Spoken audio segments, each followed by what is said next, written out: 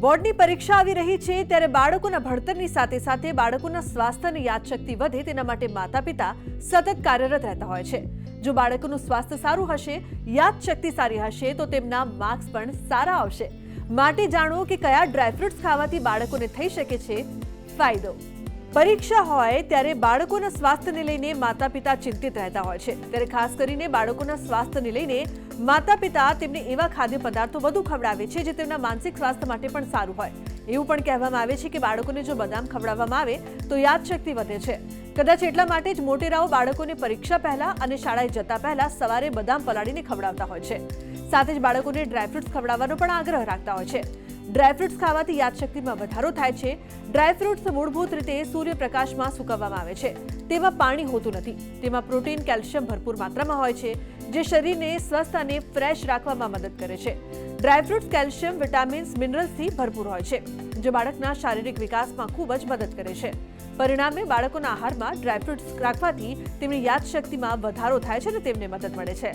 કે વધારે પડતું બદામ કે અખરોટ ખાવાથી તમારી યાદશક્તિ વધે છે 100% સાચી વાત છે। અમુક જે ખાદ્ય પદાર્થો જે એવા છે જે મગજની રચનામાં અને ગ્રાંથિઓની સજ્જડતામાં ખૂબ જ પડતો મજબૂત પાયો કરે છે, જેના લીધે તમારી મગજની એકાગ્રતા વધે છે અને મગજની ક્ષમતા વધતી જાય છે।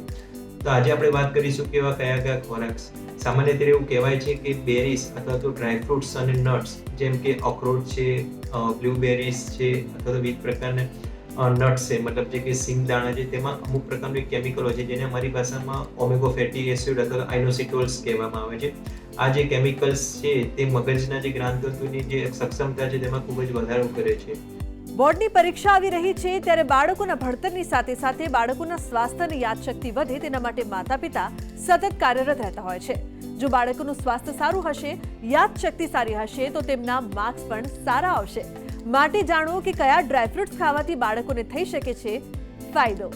પરીક્ષા હોય ત્યારે બાળકોના સ્વાસ્થ્યને લઈને માતા-પિતા ચિંતિત રહેતા હોય છે। ત્યારે ખાસ કરીને બાળકોના સ્વાસ્થ્યને લઈને માતા-પિતા તેમને એવા ખાદ્ય પદાર્થો વધુ ખવડાવે છે જે તેમના માનસિક સ્વાસ્થ્ય માટે પણ સારું હોય। એવું પણ કહેવામાં આવે છે કે બાળકોને જો બદામ ખવડાવવામાં આવે તો યાદશક્તિ વધે છે। કદાચ એટલા માટે જ મોટેરાઓ બાળકોને પરીક્ષા પહેલા અને શાળાએ જતા પહેલા સવારે બદામ પલાળીને ખવડાવતા હોય છે। સાથે જ બાળકોને ડ્રાયફ્રૂટ્સ ખવડાવવાનો પણ આગ્રહ રાખતા હોય છે। ડ્રાયફ્રૂટ્સ ખાવાથી યાદશક્તિમાં વધારો થાય છે। ડ્રાયફ્રૂટ્સ મૂળભૂત રીતે સૂર્યપ્રકાશમાં સૂકવવામાં આવે છે। તેમાં પાણી હોતું નથી। તેમાં પ્રોટીન, કેલ્શિયમ ભરપૂર માત્રામાં હોય છે, જે શરીરને સ્વસ્થ અને ફ્રેશ રાખવામાં મદદ કરે છે। ડ્રાયફ્રૂટ્સ કેલ્શિયમ, વિટામિન્સ, મિનરલ્સથી ભરપૂર હોય છે, જે બાળકના શારીરિક વિકાસમાં ખૂબ જ મદદ કરે છે।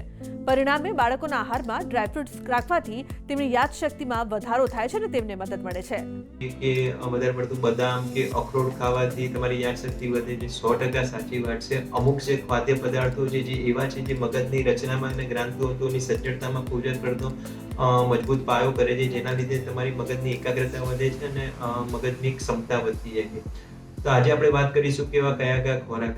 સામાન્ય રીતે એવું કહેવાય છે કે બેરીઝ અથવા તો ડ્રાયફ્રૂટ્સ અને નટ્સ જેમ કે અખરોટ છે, બ્લૂબેરીઝ છે અથવા તો વિવિધ પ્રકારના નટ્સ છે, મતલબ જે કે સિંગદાણા છે, તેમાં અમુક પ્રકારનું એક કેમિકલ હોય છે જેને અમારી ભાષામાં ઓમેગા ફેટી એસિડ અથવા આઇનોસિટોલ્સ કહેવામાં આવે છે।